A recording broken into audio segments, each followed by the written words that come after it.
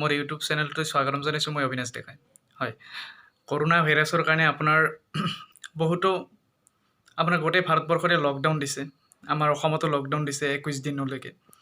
হয় এই লকডাউনৰ সময়ছোৱাত কিছুমান ক্ষেত্ৰত দেখা গৈছে যে মানুহ কিছুমানে ফুৰিব গৈছে এনেই বেকাৰত কিছুমানে ধংবাজি কৰি ফুৰিব গৈছে যাৰ কাৰণে পুলিচৰ হাতত মাৰ খাইছে বা পুলিচৰ হাতত পানিছমেণ্ট খাইছে হয়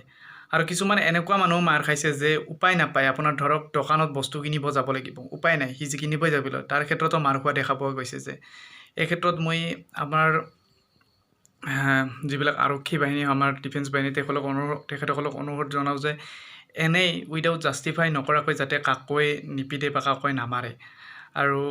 নামাৰাই ভাল কাৰণ বুজাই পৰাই কাৰণো মৰিব মন আছে কাৰোতো মৰিব মন নাই যিহেতুকে আপোনাৰ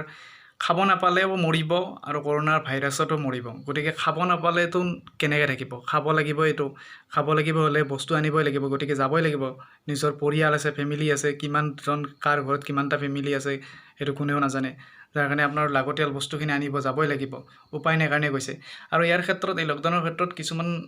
দেখা পোৱা গৈছে যে কিছুমান দোকানীয়ে নিজস্ব মতে ইচ্ছামতে দোকানৰ বস্তুবিলাকৰ দামবিলাক বঢ়াই লৈছে এইটো ভাল কথা হোৱা নাই মই চৰকাৰক ইয়াৰ পৰা এই ভিডিঅ'টোৰ পৰা অনুৰোধ জনাওঁ যে আপোনালোকে এবাৰ চাই লওক যে বিভিন্ন মাৰ্কেটত আহি বিষয়ে আহি চাই লওক যে আপোনাৰ কি ধৰণে আপোনাৰ দামবিলাক বঢ়াইছে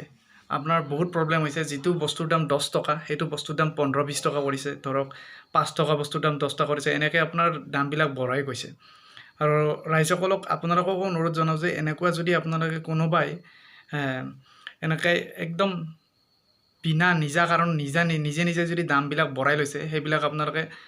চৰকাৰক বা কোনোবা আৰক্ষীজনত গোচৰ হ'লেও দিয়ক কাৰণ এনেকৈ হ'লে আপোনাৰ মানুহবিলাকে বস্তুবিলাক কিনিব নোৱাৰিব আৰু মানুহে নাখাই মৰিব লাগিব যি প্ৰব্লেম হৈছে এতিয়া আৰু দিন হাজিৰা কৰাবিলাকৰতো প্ৰব্লেমটো বহুতেই হ'ব কাৰণ তেওঁসকলে যদি একো কৰিব নোৱাৰে খাব কি ল'ব কি সেইকাৰণে চৰকাৰক অনুৰোধ জনাওঁ যে এইবিলাকৰ প্ৰতিও অলপমান চকু দিয়ক ধন্যবাদ